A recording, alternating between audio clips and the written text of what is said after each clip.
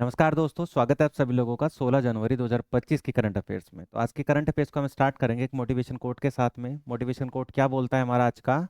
जीवन में जरूरी नहीं कि हम सबसे अच्छे बने। जीवन में जरूरी नहीं कि हम सबसे अच्छे बने, जरूरी है कि हम अपना सर्वोत्तम प्रयास करें। जीवन में जरूरी नहीं कि हम सबसे अच्छे बने, जीवन में जरूरी ये है कि हम अपना सर्वोत्तम प्रयास करें। इसी सर्वोत्तम प्रयास के साथ में आज की क्लास को स्टार्ट करेंगे। ठीक है, बाबा श्याम की नाम लेकर 16 जनवरी 2025 की डेली करंट अफेयर्स में सभी प्रतियोगी परीक्षाओं के लिए आप लोगों का स्वागत है। आज का करंट अफेयर्स में है, गृह मंत्री Amit Shah fast track immigration trusted traveller programme का करेंगे उद्घाटन। उपराष्ट्रपति जगदीप सिंह धनखड़ ने डॉक्टर के एस चौहान की पुस्तक पार्लिया पावर फंक्शन एंड प्रिविलेजेस का किया विमोचन। ग्रामीण विकास मंत्रालय ने प्रधानमंत्री कृषि सिंचाई योजना के तहत 56 नई वाटर शेड विकास परियोजनाओं को दी स्वीकृति। आईसीएआर नाबागर ने गद्दी कुत्ते को हिमाचल प्रदेश की स्वदेशी नस्ल के रूप में दी मान्यता। तेलंगाना में मवेशियों का त्योहार कनुमा का होगा आयोजन। असम के चराई देव मोइद्दम को मिला यूनेस्को विश्व विरासत का प्रमाण पत्र। लार्सन एंड ट्रूबो शिपयार्ड ने चेन्नई में भारतीय नौसेना के दूसरे बहुउद्देशीय पोत उत्कर्ष का किया अनावरण। केंद्र सरकार ने अजीत कुमार मोहंती की अध्यक्षता में परमाणु ऊर्जा आयोग का किया पुनर्गठन। ईरान ने अपनी राजधानी तेहरान से दक्षिण मकरान में स्थानांतरित करने की योजना को किया अनावरण। स्मृति मंधाना ने महिला अंतर्राष्ट्रीय वनडे में देश के सबसे तेज शतक लगाने की उपलब्धि की हासिल। रूस ने तमिलनाडु के कुडनकुलम परमाणु संयंत्र के लिए 1000 मेगावाट की छठी और अंतिम इकाई का किया निर्यात।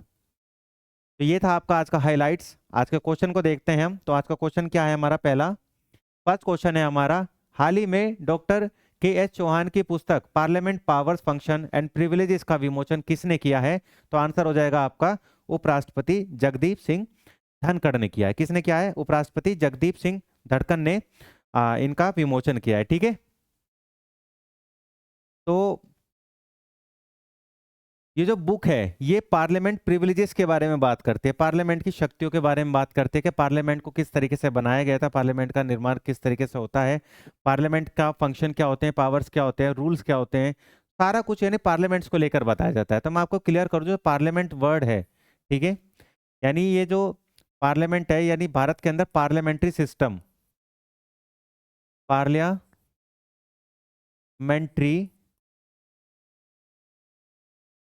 सिस्टम जो शब्द है हमने कहाँ से लिया है? ब्रिटेन से लिया है। ठीक है, parliamentary form of government exam में आता है कई बार। पार्लियामेंट्री फॉर्म ऑफ गवर्नमेंट यानी भारत की संसदीय व्यवस्था का आधार हमने किस देश से लिया है अपने संविधान में? तो आप बताएंगे ये लिया है हमने ब्रिटेन से। कहां से लिया है? ब्रिटेन से लिया है। ठीक है, नेक्स्ट क्वेश्चन, हाल ही में प्रधानमंत्री कृषि सिंचाई योजना के तहत 56 नई वाटरशेड विकास परियोजनाओं को स्वीकृति दी गई है। ठीक है, तो किसने दी है एक्चुअल में? शहरी विकास मंत्रालय, पर्यावरण वन और जलवायु परिवर्तन मंत्रालय, ग्रामीण विकास मंत्रालय, कृषि और किसान कल्याण मंत्रालय। तो हाल ही में प्रधानमंत्री कृषि सिंचाई योजना के तहत 56 नई वाटरशेड विकास परियोजनाओं को मंजूरी दी गई है। तो ये हाल ही में किसने इस चीज को मंजूरी दी है? ठीक है, तो ये जो है आपका, तो ये आपका आएगा कृषि और किसान कल्याण मंत्रालय। आपका आंसर क्या हो जाएगा? कृषि और कल्याण मंत्रालय। तो इस योजना के बारे में अगर हम कुछ जानना चाहें तो ये योजना प्रधानमंत्री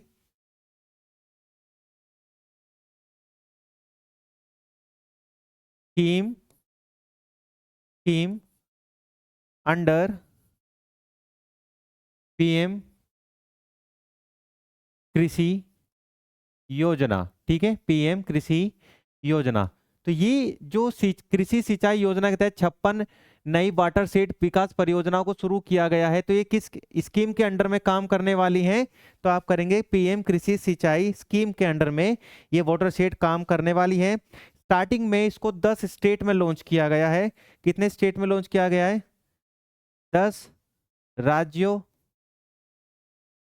10 राज्यों में 2,80,000 2,80,000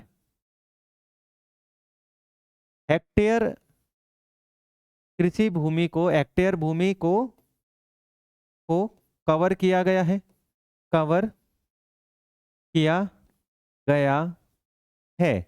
तो 10 राज्यों को फिलहाल में मार्क किया गया है इस योजना वाटरशेड विकास परियोजनाओं को। फिलहाल में 10 राज्यों को मार्क किया गया है। 10 राज्यों के अंदर 2,80,000 जो हेक्टेयर लैंड है, एग्रीकल्चर लैंड है, उसके ऊपर यहाँ पर फोकस किया जा रहा है। ठीक है, इन प्रत्येक परियोजना यानी प्रत्येक जो वाटरशेड विकास परियोजना 56 है, तो आपसे बात करेंगे प्रत्येक परियोजना, प्रत्येक परियोजना 5,000 हेक्टेयर भूमि को कवर करेगा। भूमि को क्या करेगा? कवर करेगा। ठीक है, 5 हेक्टेयर भूमि को कवर करेगा। ठीक है, 56 नई वाटरशेड विकास परियोजनाओं में जो एक एक परियोजना होगी कितने हेक्टेयर भूमि को कवर करेगा? 5,000 हेक्टेयर भूमि को कवर करेगा। ठीक है, एक तो ये हो गया हमारा। इसके बाद में अगर बात करें तो इसका उद्देश्य क्या है? ठीक है, स्कीम का उद्देश्य क्या है? आपसे उद्देश्य की बात करी जाए तो स्कीम का उद्देश्य है कृषि उत्पादकता बढ़ाना, भूमि क्षरण को रोकना और जलवायु परिवर्तन। ठीक है, तो उद्देश्य क्या है? कृषि उत्पादकता को बढ़ाना, कृषि उत्पादकता को बढ़ाना। ठीक है, जलवायु परिवर्तन, जलवायु परिवर्तन को कम करना। ठीक है, और भूमि क्षरण, जो मिट्टी से मिनरल्स निकल जाते हैं बारिश वगैरह के कारण, तो इससे क्या है? उसके क्षरण को रोकना है, मिट्टी की उत्पादकता को बढ़ाना है। ठीक है, मिट्टी की उत्पादकता को बढ़ाना है। ठीक है, ये इसका उद्देश्य है। किस किस राज्य में चालू करी गई है? किस किस राज्य में फिलहाल में चालू करी गई? तो आप बताएंगे ये Rajasthan, MP, MP, HP, HR यानी हरियाणा। ठीक है, इसके बाद में उड़ीसा, तमिलनाडु, असम, उड़ीसा, तमिलनाडु, असम, उड़ीसा, तमिलनाडु, असम, उत्तराखंड, सिक्किम, उत्तराखंड और सिक्किम। ठीक है, इन राज्यों में ये फिलहाल में अभी चालू हुई है, इन राज्यों के अंदर ये चालू की गई है और आगे आने वाले समय में और राज्यों के अंदर, इन 28 राज्यों के अंदर इसको पेश किया जाएगा। नेक्स्ट है, हाल ही में ICAR NBAGR हरियाणा में से स्वदेशी नस्ल की मान्यता प्राप्त करने वाली गद्दी कुत्ते का संबंध किससे है? ठीक है, तो यहां पर बात करी जा रहा है आपका, ये नहीं होगा यहाँ पे। ठीक है, बस शेर स्वदेशी नस्ल की मान्यता प्राप्त करने वाले गद्दी कुत्ते का संबंध किस राज्य से है? तो आप बताएंगे हिमाचल प्रदेश से। किससे?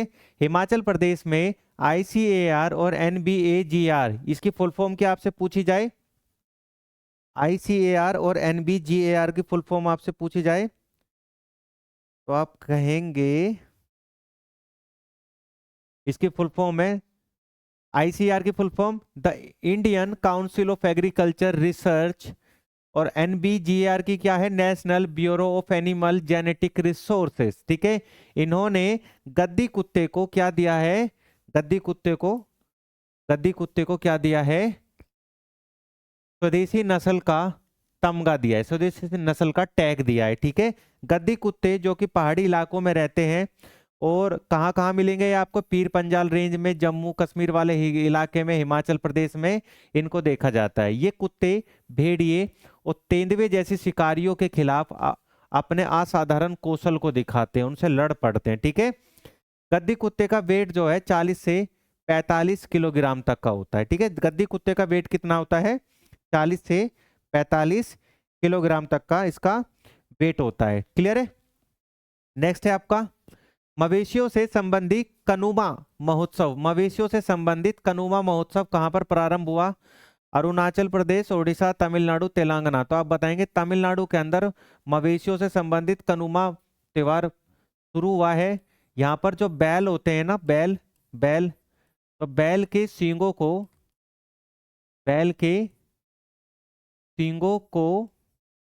सजाकर बैल के सींगों को सजाकर सजाकर मंदिर में पूजन के लिए ले जाया जाता है। ठीक है, पूजन के लिए लाया जाता है, लाया जाता है। ठीक है, यानी आप कह सकते हैं ये जो फेस्टिवल है ये एनिमल वर्शिप फेस्टिवल है, यानी Kanuma festival is celebrated in Andhra Pradesh and Telangana, mostly dedicated to worship cattle. ठीक है, तो ये किसको समर्थित है, तो आप बताएंगे वर्शिप कैटल को समर्थित है। ठीक है, तो यहाँ पर आंसर आप थोड़ा चेंज करेंगे, आंसर क्या है इसमें, तेलंगाना, आंसर हो जाएगा आपका तेलंगाना। तो त्योहार की बात करें तो usually celebrated on the third day of harvesting festival Makar Sankranti. ठीक है, मकर संक्रांति क्या एक हार्वेस्टिंग फेस्टिवल है। मकर संक्रांति के अलावा भारत में बहुत सारे हार्वेस्टिंग फेस्टिवल आपको देखने को मिल जाएंगे। बहुत सारे हार्वेस्टिंग फेस्टिवल्स में आपके कुछ फेस्टिवल्स आ जाते हैं, जैसे कि पोंगल, लोहड़ी। ठीक है, पोंगल, लोहड़ी, ये क्या है आपके हार्वेस्टिंग फेस्टिवल का एक एग्जाम्पल हो जाते हैं। ठीक है, मकर संक्रांति में पोंगल, लोहड़ी, बैसाखी। ठीक है, इसके बाद में भोगा बिहू, वांगला और नुआखाई, नबाना, पोंगल, ओनम, विशु, गुड़ी पाड़वा, ये क्या है सारे के सारे आपके हार्वेस्टिंग फेस्टिवल्स हैं। ठीक है, अगर आपने हार्वेस्टिंग फेस्टिवल की वीडियो आपको सेपरेट देखनी है तो मैंने इस चैनल पे आपको हार्वेस्टिंग फेस्टिवल्स की एक सेपरेट वीडियो बनाई हुई है, आप जाके चैनल पे वीडियो देख सकते हैं। वीडियो का लिंक आपको डिस्क्रिप्शन में मिल जाएगा। ठीक, तो usually celebrated on third day of harvesting festival Makar Sankranti, Makar Sankranti के 3 दिन के बाद इसको मनाया जाता है। As per Hindu mythology this day hold special significant as lord Krishna. ठीक है, लॉर्ड कृष्णा ने इस दिन क्या करा था, जो पर्वत है आपका गोवर्धन पर्वत, इसको उठा के जो जानवर हैं उनकी रक्षा करी थी। ठीक है, तो इस दिन को याद में मनाते हुए, ठीक है, गोकुल के अंदर इस याद को याद करते हुए कनुम फेस्टिवल जो है हर साल तेलंगाना और आंध्र प्रदेश के अंदर मनाया जाता है। They also paint their horn. ठीक है, तो ये जो जानवर होते हैं उनके हॉर्न को पेंट करते हैं विद ब्रिंग कलर्स, अलग अलग कलर्स हैं, एंड आफ्टरवर्ड उसके बाद they take their cattle to nearby temples, और वो नियर बाय टेम्पल ले जाते हैं पूजा अर्चना करने के लिए। ठीक है, तो एक तरीके से कह सकते हैं कि ये एनिमल फेस्ट है। ये क्या है, कनुमा क्या है, कनुमा है आपका वर्शिप कैटल फेस्ट। ठीक है, नेक्स्ट है आपका हाल ही में किसे यूनेस्को विरासत का प्रमाण पत्र मिला है, तो आप बताएंगे चराई देव मोइदम, जो कि असम के अंदर है। कहाँ है, असम के अंदर है। तो असम में यूनेस्को के वर्ल्ड हेरिटेज साइट में चराई देव मोइदम को ऐड कर लिया गया है। ठीक है, चराई देव मोइदम जो है ये असम में एक डायनेस्टी हुआ करती थी आपकी अहोम। ठीक है, चराई देव मोहद्दम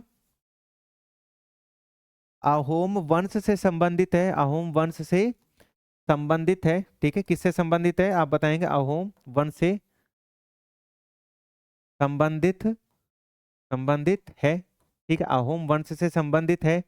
और अकेले चराई देव मोइदम ही नहीं है यूनेस्को के अंदर, यूनेस्को में के अंदर असम के अंदर देखा जाए तो असम में कांजीरंगा, कांजीरंगा नेशनल पार्क,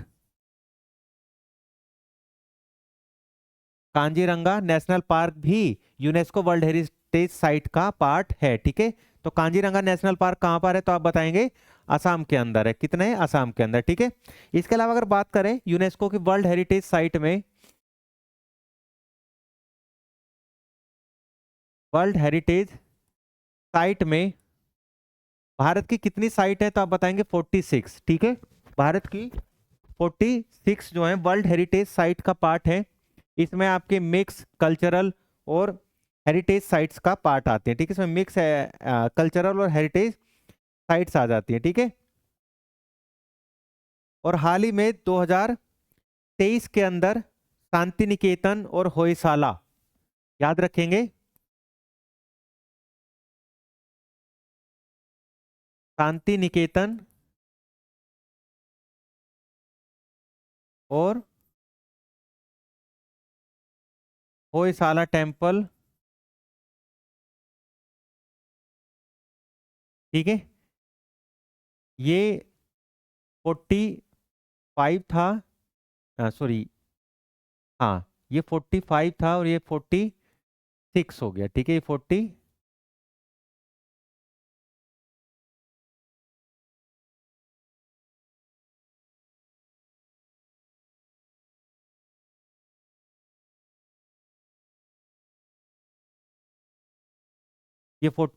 हो जाएगा। ठीक है, तो होयसाला 46 था, 47 पे अब कौन आ गया है? चराइदेव मोइद्दम आ गया है। ठीक है, चराइदेव मोइद्दम आ गया है।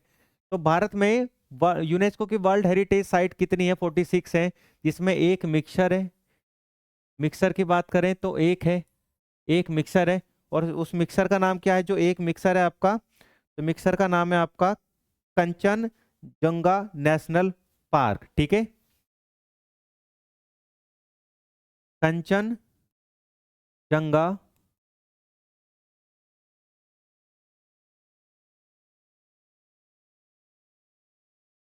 नेशनल पार्क कहाँ पर है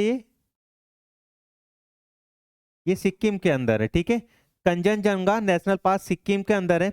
और 2016 में इसको मिक्स साइट के रूप में, इसको कह सकते हैं मिक्स हेरिटेज साइट के रूप में घोषित किया गया था। ठीक है, इसको मिक्स हेरिटेज साइट के रूप में घोषित किया गया था। ठीक है, इतना याद रखना है आप लोगों को। ठीक है, असम के अंदर कांजीरंगा नेशनल पार्क याद रखेंगे, और मानस, कांजीरंगा के बाद में दूसरा क्या है? मानस।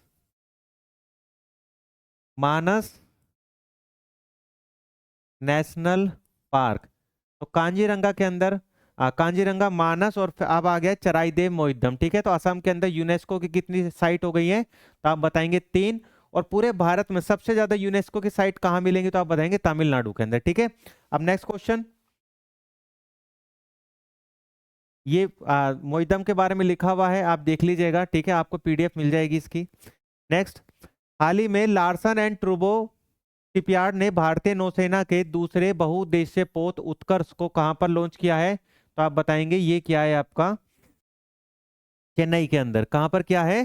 चेन्नई के अंदर इसको लॉन्च किया गया। तो लार्सन एंड ट्रूबो ने सोमवार को चेन्नई के निकट कट्टुपल्ली शिपयार्ड से भारतीय नौसेना के लिए दूसरा बहुउद्देशीय पोत यानी एमपीवी लॉन्च किया। नाम है इसका आईएनएस उत्कर्ष। आईएनएस उत्कर्ष लॉन्च लॉन्च होने से पहले आईएनएस समर्थक को लॉन्च किया गया था। तो आईएनएस उत्कर्ष से पहले किसको लॉन्च किया गया था? आईएनएस समर्थक को लॉन्च किया गया था। ठीक है, एमपीवी की डिजाइन इंजीनियरिंग चेन्नई में एल एंड टी के in house warship design centre में की गई, और निर्माण एल एंड टी के कठपुतली शिपयार्ड में पूरा किया गया। ठीक है, तो इससे इससे रिलेटेड आपके कुछ प्रोजेक्ट चलते हैं। एक तो है आपका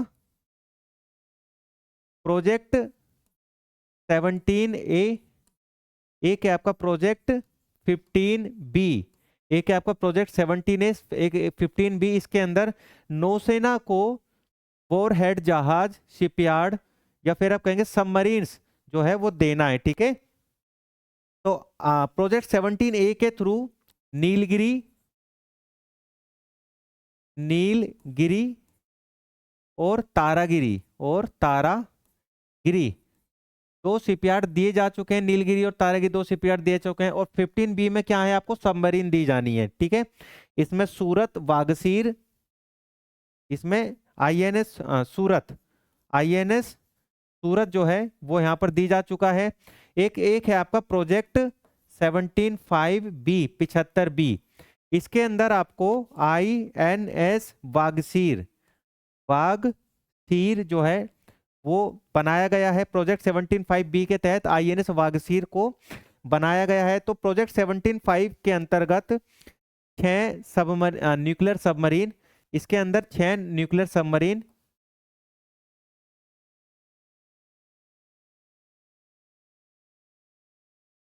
6 न्यूक्लियर सबमरीन। ठीक है, कितनी? 6 न्यूक्लियर सबमरीन, और 18 कन्वेंशनल सबमरीन, और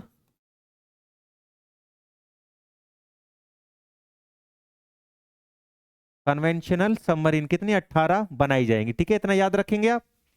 नेक्स्ट, हाल ही में केंद्र सरकार ने किसकी अध्यक्षता में परमाणु ऊर्जा आयोग का गठन किया? तो आप बताएंगे अजीत कुमार मोहंती। ठीक है, आंसर क्या हो जाएगा आपका? अजीत कुमार मोहंती की अध्यक्षता में परमाणु ऊर्जा जो आपका कार्यक्रम है उसका पुनर्गठन किया है। ठीक है, अजीत कुमार मोहंती। तो इसके बारे में अगर हम बात करें, अजीत कुमार मोहंती के बारे में अगर हम जाने थोड़ा सा, तो जो आपका एटॉमिक एनर्जी कमीशन है, ये पहली बार स्टैब्लिश नहीं किया जा रहा है। आपको मैं बता दूं, एटॉमिक एनर्जी कमीशन को फर्स्ट टाइम कब स्टैब्लिश किया गया था, आपको बताऊं मैं। तो इसको फर्स्ट टाइम स्टैब्लिश किया गया था अगस्त 1948 में। ठीक है, अगस्त 1948 में इसको स्टैब्लिश किया गया था। अगस्त 1948 में इसको स्टैब्लिश किया गया था। ठीक है, अगस्त 1948 में इसको स्टैब्लिश किया गया था। और 1954 में जो आपका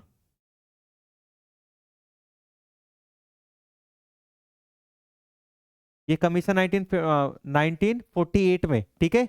और डिपार्टमेंट ऑफ साइंस,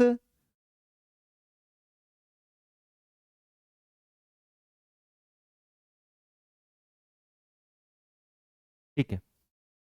तो अब बात करें भारत का परमाणु ऊर्जा,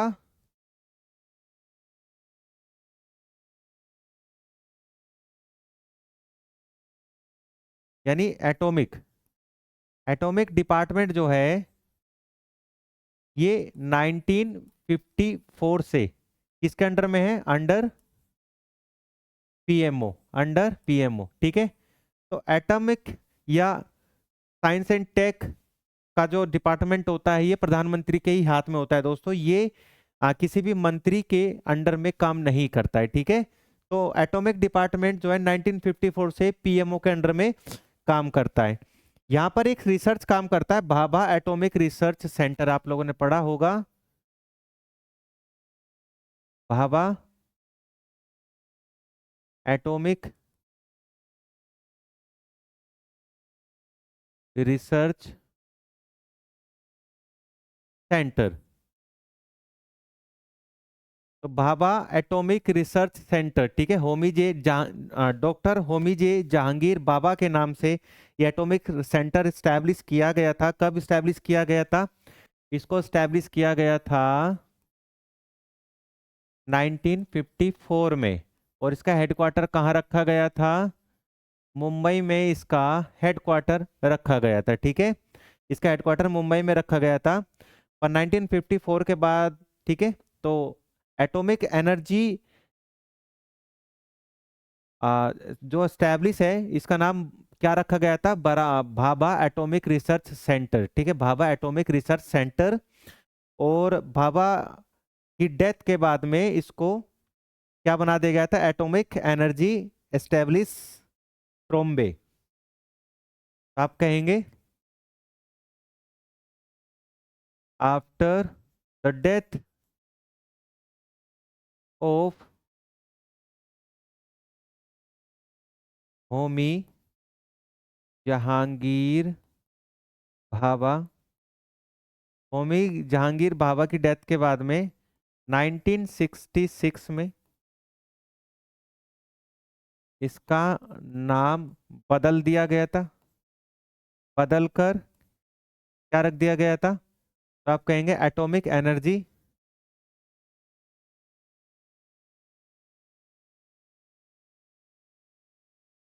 atomic energy atomic energy establishment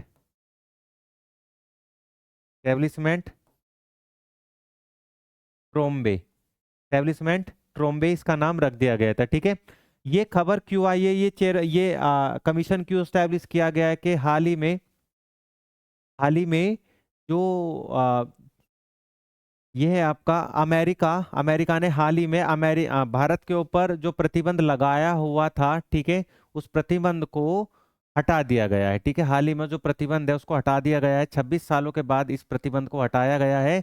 और जैसे प्रतिबंध अब परमाणु ऊर्जा को लेकर, परमाणु कार्यक्रम को लेकर जो प्रतिबंध अमेरिका ने लगाया हुआ था 1998 के, जब पोखरण आपका भारत में पोखरण परीक्षण हुआ था परमाणु बम का, तो उसके बाद से हमारे ऊपर एक पाबंदी लगा दी गई थी। इस पाबंदी को अमेरिका ने सिर्फ 26 सालों के बाद में हटा दिया। हटाने के बाद में ही इस कमीशन को स्टैब्लिश किया गया। ठीक है, इस कमीशन के की मेंबर कौन होंगे, तो आप बताएंगे इस कमीशन के की मेंबर कौन होंगे? तो आप कहेंगे अजीत डोभाल। अजीत डोभाल इस कमीशन के की मेंबर होंगे। इस कमीशन के चेयरमैन कौन होंगे? अजीत कुमार मोहंती होंगे। ठीक है, नेक्स्ट है, हाल ही में ईरान ने किसे भविष्य की राजधानी के रूप में अपनाने की योजना बनाई है? तो आप बताएंगे मकरान। ईरान जो है मकरान को अपनी राजधानी के रूप में बनाने को तैयार है। ईरान की राजधानी क्या है अभी? तो ईरान की राजधानी है तेहरान। क्या नाम है ईरान की राजधानी? तेहरान। और तेहरान जो है 200 सालों से, 200 वर्ष से राजधानी है। ठीक है, 200 वर्ष से राजधानी है किसकी? ईरान की। पर तेहरान में जिस तरीके से पॉपुलेशन और पॉल्यूशन बढ़ रहा है, उस चीज को देखते हुए ईरान अपनी कैपिटल चेंज करके मकरान लेके आने वाला है। ठीक है, तेहरान को राजधानी किसने बनाया था?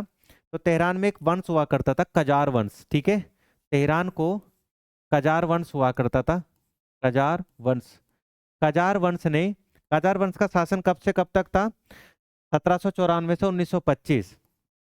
1794 से 1925 तक कजार वंश का शासन हुआ करता था। और इसी कजार वंश ने, कजार वंश के राजा थे, और राजा का नाम क्या था? आगा मोहम्मद खान। ठीक है, आगा मोहम्मद खान। आगा मोहम्मद खान ने इस तेहरान को बसाया था, और तेहरान को अब ये शिफ्ट कर रहे हैं। ठीक है, कारण क्या है शिफ्ट करने का? तो यहाँ पर आप देखेंगे, तो आप ये देखेंगे यहाँ पर, ये आपका मकरान कोस्ट है, ये आपका यहाँ पर मकरान कोस्ट है। तो मकरान कोस्ट के बराबर में गल्फ ऑफ ओमान है। ठीक है, यहाँ पर आपका पर्शियन गल्फ, इधर आपका पर्शियन गल्फ मिल जाएगा, इधर गल्फ ऑफ ओमान मिल जाएगा आपको। ठीक है, और यहाँ से क्या होता है, ट्रेड एक्टिविटी अच्छी हो सकती है, एक तो ट्रेड एक्टिविटी अच्छी हो सकती है। फिर यहाँ पर ही चाबहार पोस्ट है। ठीक है, क्या है चाबहार पोस्ट?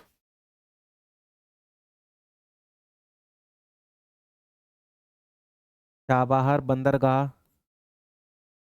ठीक है, जो कि भारत के लिए काफी इंपॉर्टेंट है। क्यों? क्योंकि भारत ने इस चाबहार को लीज पे लिया हुआ है, किसके अगेंस्ट में? ग्वादर पोस्ट, ग्वादर, ग्वादर बंदरगाह। तो ग्वादर बंदरगाह कहाँ पर है? तो आप बताएंगे ग्वादर बंदरगाह तो है पाकिस्तान में, और ये ईरान में है। तो ईरान, तो ग्वादर बंदरगाह चाइना ने लीज पे लिया हुआ है। किसने लिया हुआ है? चाइना ने लीज पे लिया हुआ है। तो चाइना को टैकल करने के लिए भारत ने चाबहार बंदरगाह को लीज पे लिया हुआ है। ठीक है, तो ग्वादर बंदरगाह इधर पड़ता है, और जो आपका ये क्या नाम है, आपका चाबहार है, वो यहाँ पर है। ठीक है, तो भारत क्या करता है, चाइना को इस तरीके से टैकल करता है यहाँ पर आके। ठीक है, तो भारत अपनी सुविधाओं के लिए यहाँ, ये तो ठीक, यहाँ पर है आपका ग्वादर, और यहाँ पर है आपका चाबहार। ठीक है, तो इस तरीके से इसको टैकल करने के लिए, कंट्रोल करने के लिए इसको यूज करता है। ठीक है, चाइना को टैकल करने के लिए भारत जो है ग्वादर इंपॉर्टेंट हो जाता है। और ग्वादर जो है वो किस एरिया में आता है? तो मकरान एरिया में आता है। तो मकरान जो कि अब नई कैपिटल बनेगी, तो भारत के लिए एक नए रास्ते, ईरान की ओर दोस्ती की तरफ से बहुत सारे इन्वेस्टमेंट के रास्ते खुल जाएंगे। ठीक है, तो एग्जाम से आपसे पूछा जाए कि मकरान जो है वो किस खाड़ी के नजदीक है, तो आप कहेंगे गल्फ ऑफ ओमान जो है मकरान के सबसे नजदीक है। ठीक है, गल्फ ऑफ ओमान। तो प्राचीन काल में मकरान जो है उस क्षेत्र के रूप में उल्लेखनीय है जहां सिकंदर महान ने भारत पर आक्रमण करने के बाद, कब करा था? 327 से 325 ईसा पूर्व के बाद मैसेडोनिया की ओर जब वो वापस हट रहा था, तो उस समय पर एक तिहाई सैनिकों को इस इलाके में आकर उसने खो दिया था। ठीक है, जब वो यहाँ से भारत से जब वो वापस ऐसे जा रहा था, तब यहाँ पर एक तिहाई सैनिकों को उसने यहाँ पर खो दिया था। तो मकरान तट पर पाकिस्तानी बंदरगाह ग्वादर और ईरानी बंदरगाह चाबहार स्थित है, जो होमुर्ज जल मरुमध्य और फारस की खाड़ी का प्रवेश द्वार के रूप में भी काम करता है। होर्मुज जल संधि जो है वो एक चेक पॉइंट के रूप में काम करता है, जहां से विश्व की अधिकांश तेल आपूर्ति गुजरती है, और इस प्रकार यह रणनीतिक रूप से भी एक इंपॉर्टेंट एरिया बन जाता है। ठीक है भाई, नेक्स्ट है, हाल ही में महिला अंतर्राष्ट्रीय वनडे में 70 गेंदों में देश के सबसे तेज शतक लगाने वाली उपलब्धि किसने हासिल करी है? तो आप बताएंगे स्मृति मंधाना ने कुल 70 गेंदों में 100 रन बनाए हैं, और ऐसा करके ये करने वाली भारत की पहली महिला क्रिकेटर हो गई है। इससे पहले पिछली साल साउथ अफ्रीका के खिलाफ साउथ अफ्रीका के खिलाफ खिलाफ 87 गेंदों में शतक लगाया था। ठीक है, शतक लगाया था, तो अपना ही रिकॉर्ड इन्होंने ब्रेक करा है। स्मृति मंधाना ने क्या करा है? अपना ही रिकॉर्ड ब्रेक करा है इन्होंने। ठीक है, तो ये शतक कहाँ पे लगाया है? तो इंडिया और आयरलैंड, भारत आयरलैंड के बीच में क्रिकेट मैच खेला जा रहा है, और ये थर्ड थर्ड क्रिकेट मैच था। ये कहाँ पे है? राजकोट। राजकोट में ये मैच खेला जा रहा है। राजकोट में किस स्टेडियम के अंदर ये मैच खेला जा रहा है? तो राजकोट के अंदर जो स्टेडियम है उसका नाम है निरंजन शाह। ठीक है, निरंजन शाह।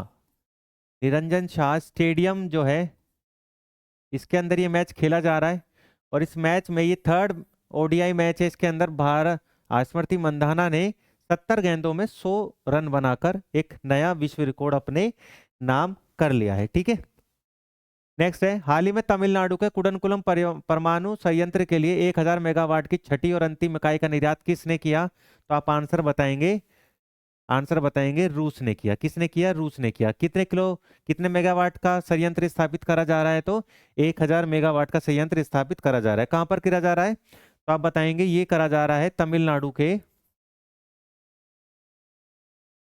तिरुनेरवल्ली। तमिलनाडु के तिरुनेरवल्ली में। ठीक है, तमिलनाडु के तिरुनेरवल्ली में इस संयंत्र को, इस परमाणु रिएक्टर को स्थापित करा जा रहा है। ये परमाणु रिएक्टर जो है 320 टन 320 टन वजन का है। 320 टन वजन का है। ठीक है, 320 टनी वजन का है ये। ठीक है, याद रखेंगे। और भारत जो है, सॉरी, रूस जो है ऐसे 4 रिएक्टर बनाने वाला है। ठीक है, रूस जो है ऐसे ऐसे 4 परमाणु रिएक्टर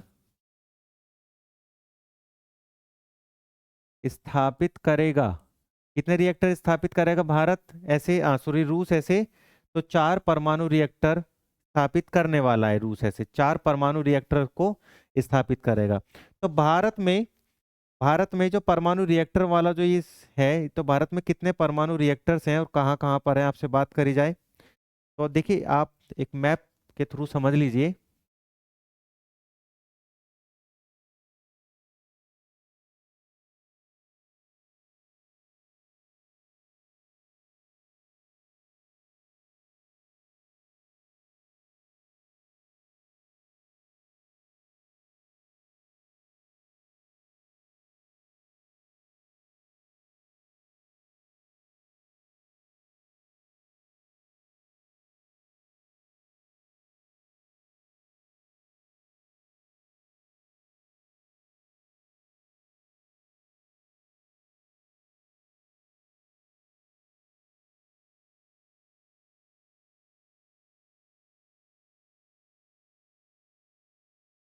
तो ये मैप है। ठीक है, इस मैप के अकॉर्डिंग अगर मैं आपको समझाना चाहूँ कि भारत में कुछ इंपॉर्टेंट परमाणु रिएक्टर्स कहाँ कहाँ पर है, तो इंपॉर्टेंट परमाणु रिएक्टर्स में आप देखेंगे यहाँ पर, तो सबसे पहले राजस्थान में मिलेगा आपको यहाँ पर रावत भाटा। क्या नाम है? क्या मिलेगा यहाँ पर?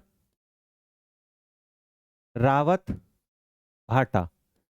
ठीक है, यहाँ मिलेगा आपको रावत भाटा राजस्थान के अंदर। ठीक है, रावत भाटा। इसके बाद में काकरापारा आपको यहाँ मिलेगा गुजरात के अंदर। क्या मिलेगा? काकरापारा। क्या मिलेगा? काकरापारा। कहाँ मिलेगा? गुजरात के अंदर मिलेगा। इसके बाद आपको मिलेगा तारापुर। इसके बाद महाराष्ट्र में क्या मिलेगा आपको यहाँ पर? तारा तारापुर तारापुर मिलेगा यहाँ पे। ठीक है, इसके बाद में तारापुर के बाद में आपको मिलेगा कैगा। कैगा कहाँ मिलेगा? कर्नाटक में, यहाँ पर मिलेगा आपको कैगा। ठीक है, क्या मिलेगा? कैगा। परमाणु संयंत्र कहाँ मिलेगा भारत में? तो तमिलनाडु, कर्नाटक के अंदर कैगा मिलेगा आपको। फिर आएगा आपका तमिलनाडु में यहाँ पर कुडनकुलम। क्या आ जाएगा आपका? कुडन कुडनकुलम। ठीक है, कुडनकुलम आपका कहाँ आ जाएगा? तमिलनाडु में आ जाएगा। फिर आप ऊपर जाएंगे तो कलपक्कम, तमिलनाडु में ही आपको यहाँ मिलेगा कलपक्कम। कलपक्कम, ठीक है, तमिलनाडु में आपको कलपक्कम मिलेगा। इसके बाद में मध्य प्रदेश में आपको मिलेगा चुटका। क्या मिलेगा? चुटका परमाणु संयंत्र। चुटका कहाँ पर? मध्य प्रदेश के अंदर। ठीक है, इसके बाद में उत्तर प्रदेश में आ जाएंगे तो हमें मिलेगा नरोरा। क्या मिलेगा उत्तर प्रदेश के अंदर? यहाँ पर गोरखपुर के पास में नरोरा। नरोरा, ठीक है, नरोरा। तो ये आपके कुछ परमाणु ऊर्जा संयंत्र हैं। ठीक है, ये आप याद रखेंगे कि आपके न्यूक्लियर पावर मैप है, न्यूक्लियर पावर स्टेशन है जो कि भारत के अलग अलग राज्यों में संचालित किए गए हैं। ठीक है, तो याद रखेंगे रावत भाटा, काकरापारा, तारापुर, कैगा, कुडनकुलम, कलपक्कम, चुटका और नरोरा। तो ये थी आपकी 16 जनवरी 2025 की करंट अफेयर। करंट अफेयर की क्लास कैसी रही कमेंट बॉक्स में जरूर बताइएगा। कल फिर मिलते हैं एक नई करंट अफेयर की क्लास के साथ में। अभी के लिए इजाजत दीजिए, धन्यवाद।